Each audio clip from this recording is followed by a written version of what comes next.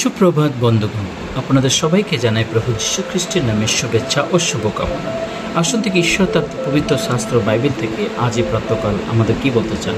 আজই প্রাতকালীন অধ্যয়নের জন্য আমরা বের করব যিশা ভবদের পুস্তক তার 38 অধ্যায় 17 পদ। লেখা আছে, দেখো আমার শান্তির নিমিত্তই আমার তিক্ততা উপস্থিত হইল, কিন্তু তুমি প্রেমে আমার প্রাণকে বিনাশকূপ হইতে উদ্ধার করিলে।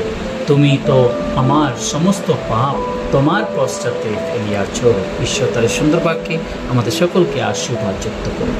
আমরা এখানে যখন পাঠ করি যিশা ভবদের পুস্তক তার 38 অধ্যায়, আমরা দেখতে পাই এখানে হিজকিয়ের পীড়া এবং আরোগ্যের যে প্রশংসার গান তিনি প্রভুর সাথে করছেন, তার প্রার্থনা, হিজকিয়ের প্রার্থনা, তিনি এখানে প্রার্থনা করছেন। তিনি প্রভুকে বলছেন দেখো আমার শান্তির নিমিত্তই আমার তিক্ততা উপস্থিত হলো। হ্যাঁ বন্ধুগণ, তিনি এই জিনিসটাকে স্বীকার করছেন যে তিনি তার নিজের শান্তির জন্য যে সমস্ত কাজ তিনি তার জীবনে করেছেন, তার জন্য তার জীবনে এক সাংঘাতিক পীড়া ও কষ্ট তার জীবনে এসেছিল। সম্পূর্ণভাবে সে অসুস্থ হয়ে গেছিল এবং সেখান থেকে তিনি সুস্থতা পাওয়ার জন্য তিনি অনেক প্রার্থনা করছেন।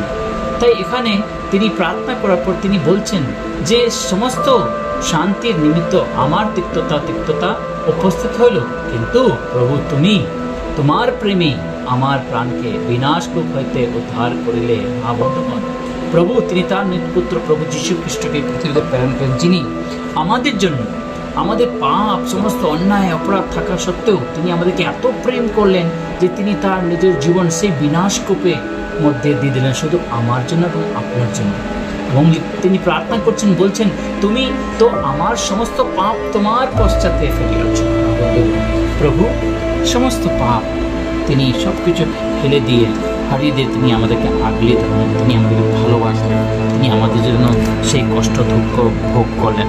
এবং আজকে আমাদের চিন্তা করা দরকার, প্রভু আমাদেরকে এত ভালোবাসেন যে তিনি আমাদের জন্য এত সমস্ত তিনি সহ্য করেছেন। তাই এখানে লেখা আছে, সেই হিজকিয় বলছেন যে পাতাল তো তোমার স্তবগান করে না, মৃত্যু তোমার প্রশংসা করে না, গর্ভগামীরা তোমার সত্যের অপেক্ষা করে, জীবিত লোকের তোমার স্তবগান করিবে। আমি যেমন অদ্য করিতেছি, পিতা সন্তানগুলোকে তোমার সত্য জ্ঞান করিবে। বন্ধুগণ, তাহার প্রার্থনা।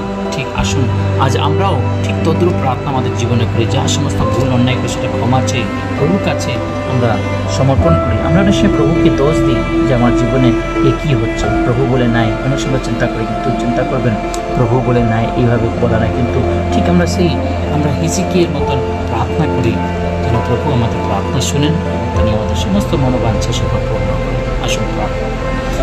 পবিত্র বাহিনীর সদাপ্রভু তোমায় মহা ধন্যবাদ করি। আজকে সুন্দর পবিত্র প্রাতকালে তোমায় ধন্যবাদ।